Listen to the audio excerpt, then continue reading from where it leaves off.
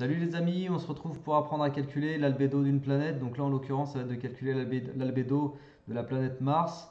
L'exercice intitule Température sur Mars. Donc on va regarder ces deux petites questions et puis ça va te permettre de dresser une méthode pour comprendre ce qu'on peut exploiter sur un exercice de ce type-là. Comme d'habitude, essaie de faire l'exo de ton côté, c'est important pour apprendre à rédiger, pour apprendre à structurer ton raisonnement. Et seulement après tu te corriges avec ma correction. Vraiment, c'est important que tu fasses comme ça. Et autre chose aussi, n'hésite pas à t'abonner. Si tu n'es toujours pas abonné à la chaîne, c'est important que tu t'abonnes pour faire grandir l'aventure de toute cette chaîne YouTube. Notamment parce que j'ai remarqué qu'il y a une audience principale sur cette chaîne qui est faite des auditeurs non abonnés. Je crois que ça représente 70% de l'audience de la chaîne, ce qui est assez énorme. Donc voilà les amis, n'hésitez pas à vous abonner si ce n'est pas encore le cas.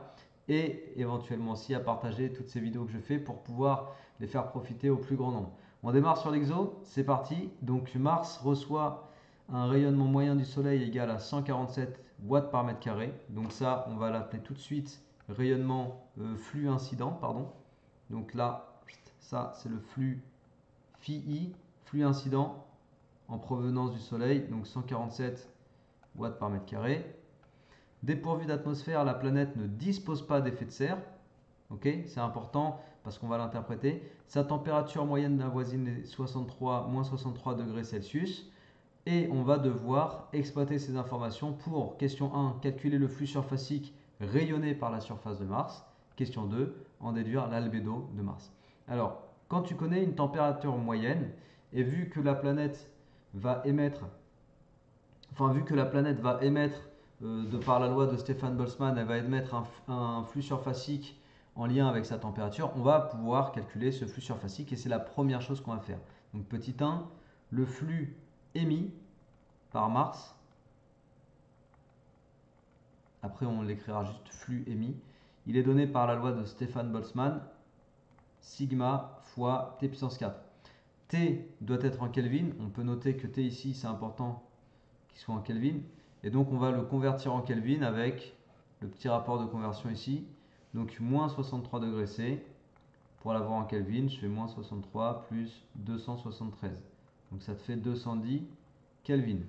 Une fois que tu as passé ta température en Kelvin, tu peux faire l'application numérique. Donc 5,67 10-8 multiplié par 210 puissance 4. Alors ça fait quoi ça? Ça te fait 110 watts par mètre carré. Donc première chose. Tac. Ensuite, avec ça, qu'est-ce qu'on va faire? Qu'est-ce qu'on va dire?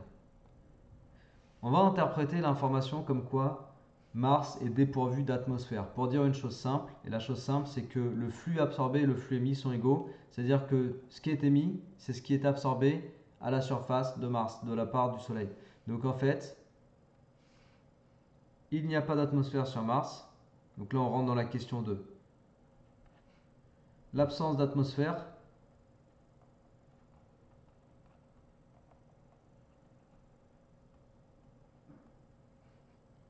implique que le flux absorbé par Mars égale le flux émis par Mars.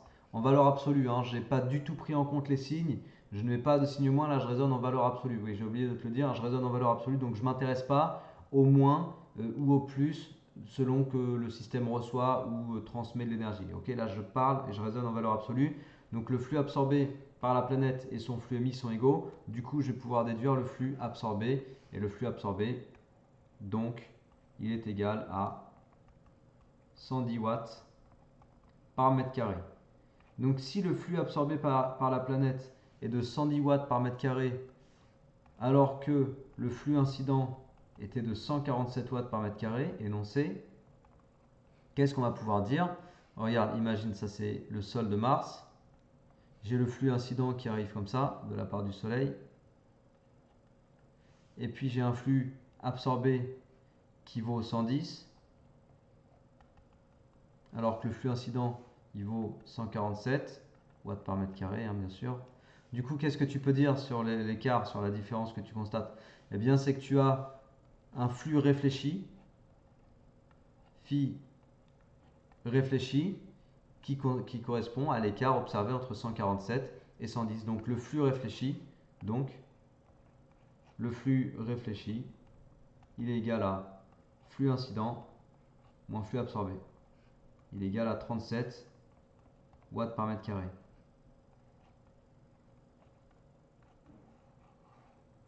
Et l'albédo, puisqu'on te demande de calculer l'albédo sur Mars, l'albédo de Mars, pardon, l'albédo c'est quoi? Ben, c'est tout simplement le rapport. L'albédo alpha, c'est le rapport entre le flux surfacique réfléchi sur le flux surfacique incident. Donc 37 sur 147. 37 sur 147, ça fait environ 0,25. Et voilà l'albédo de la planète Mars, 0,25. C'est-à-dire que tu as 25%, en fait, l'albédo, on peut l'interpréter si tu veux, par rapport au flux incident de la part du Soleil, tu as 25% qui est tout de suite renvoyé, qui n'est pas du tout absorbé par la planète. C'est comme une perte en fait, tu peux le voir comme une perte, tu as 25% de perte, c'est pour ça qu'on trouve 0,25. Voilà, donc c'est tout ça, hein, juste ça, les deux petites questions. Donc on a fait quoi dans cet exercice? On a calculé l'albédo d'une planète à partir des informations sur la température moyenne de la planète et le flux incident surfacique reçu de la part du Soleil. Voilà, j'espère que ça t'a plu. Donc n'hésite pas à partager, diffuser cette vidéo autour de toi, à t'abonner à la chaîne, encore une fois je te le dis. Allez faire un tour sur mon site internet si tu veux du contenu plus exclusif que sur YouTube, des fiches synthèse, des vidéos synthèse, des exobilans corrigés en physique chimie pour les terminales. Tout ça c'est sur mon site internet, n'hésite pas à aller faire un tour. Le lien est en descriptif de la vidéo. Sur ce, travaille bien, motive-toi bien et je te dis à très bientôt. Ciao!